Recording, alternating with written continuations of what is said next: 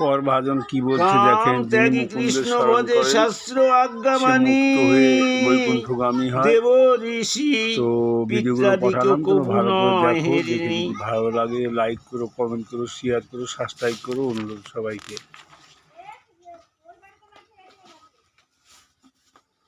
বাবার তো যুগে যুগে ভক্তিহীন কনিষ্ঠাধিকারীদিগের নিষ্ঠা ও উপযুক্ত বিষ্ণু পূজা বিধি কি? এই প্রশ্নের উত্তরে মহারাজ নিমিকে ঋষি শ্রী করভাজনের বাণী, হে রাজন, যে ব্যক্তি করণীয় বা অকরণীয় সকল কর্মই পরিহার করিয়া সর্বপ্রযত্নে শরণ্য মুকুন্দের শ্রবণ গ্রহণ করেন, তিনি আর দেবতা, ঋষি, ভূত, আত্মীয়জন বা পিতৃলোকের কিঙ্কর হয় না, বরং তাহাদিগের নিকট অঋণী হন।